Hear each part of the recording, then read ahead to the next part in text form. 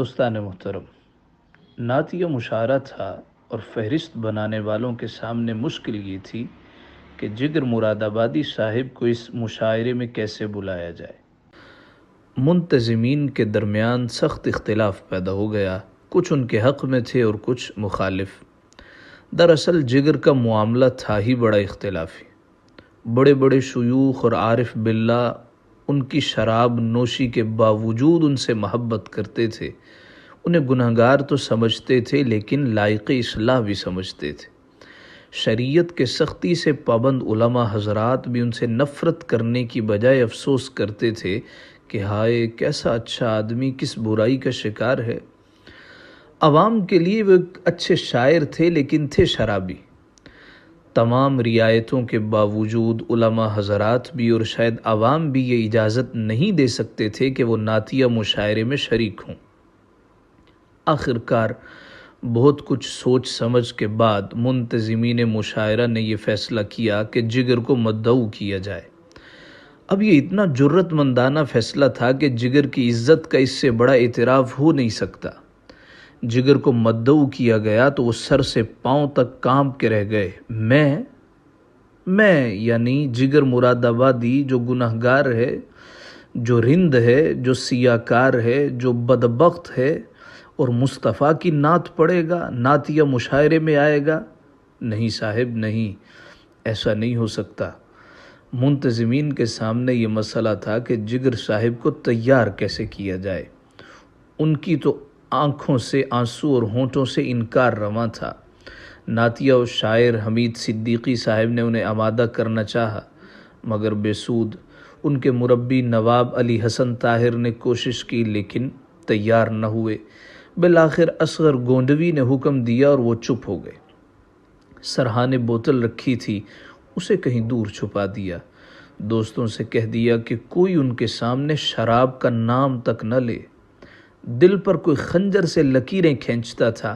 بے ساختہ شراب کی طرف دوڑتے تھے مگر پھر رک جاتے۔ اندر سے آواز آتی، جگر حضور کی نعت لکھنی۔ شراب کا ایک قطرہ بھی حلق سے اترا تو کس زبان سے اپنے آقا کی مدح لکھو گے؟ یہ موقع ملا ہے تو اسے کھونا نہیں چاہیے۔ شاید یہ میری بخشش کا آغاز ہو جائے، شاید اسی بہانے میری اصلاح کر دی جائے، شاید اللہ کو اس گنہگار پہ رحم ترس آ جائے۔ ایک دن گزرا، 2 دن گزرا۔ دوستو سخت اذیت میں جگر تھے۔ نعت کے مضمون سوچتے تھے اور غزل کہنے لگتے تھے۔ سوچتے رہے، لکھتے رہے، کاٹتے رہے، لکھے ہوئے کو کاٹ کاٹ کر تھکتے رہے۔ آخر ایک دن اللہ نے کرم کر دیا، الہام ہوا اور نعت کا مطلع ہو گیا۔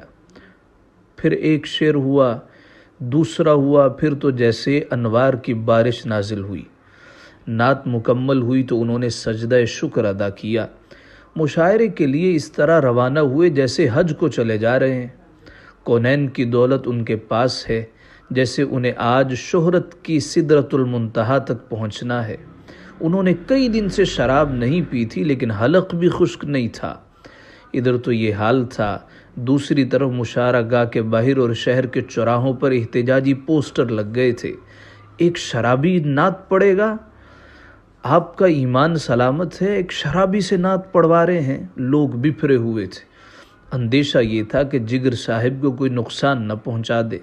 یہ خطرہ بھی تھا کہ لوگ اسٹیشن پر جمع ہو کر نعرے بازی نہ شروع کر دیں۔ اب یہ سارے حالات کو دیکھتے ہوئے منتظمین حضرات نے جگر کی آمد کو بھی خفیہ رکھا۔ وہ کئی دن پہلے اجمیر شریف پہنچ چکے تھے جبکہ لوگ سمجھ رہے تھے مشاعرے والے دن آئیں گے۔ جگر اپنے خلاف ہونے والی ان کارروائیوں کو خود دیکھ رہے تھے اور مسکرا بھی رہے تھے۔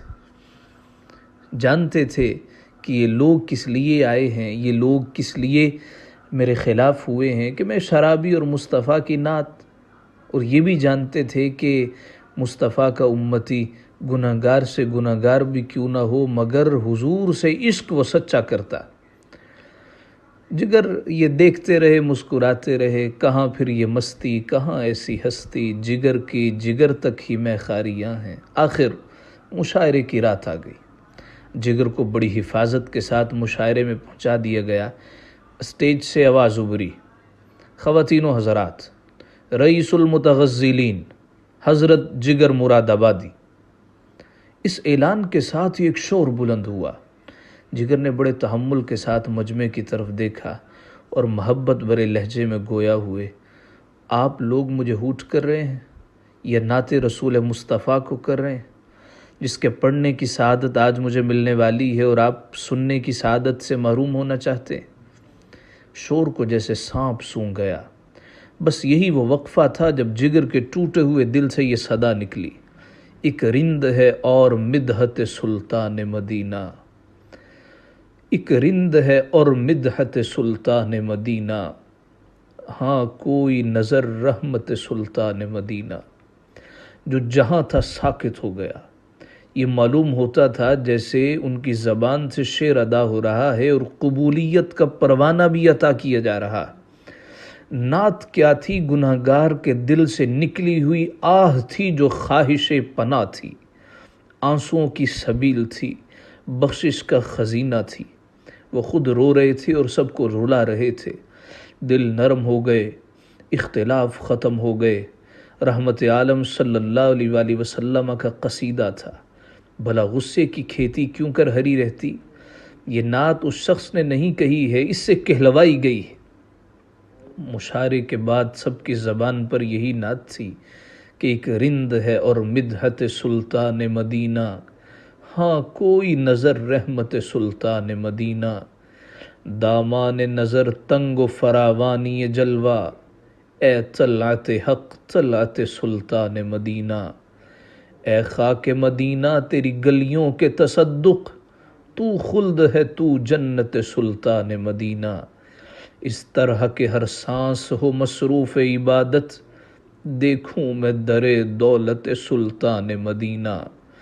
ایک ننگ غم عشق بھی ہے منتظر دید، صدقے تیرے اے صورت سلطان مدینہ۔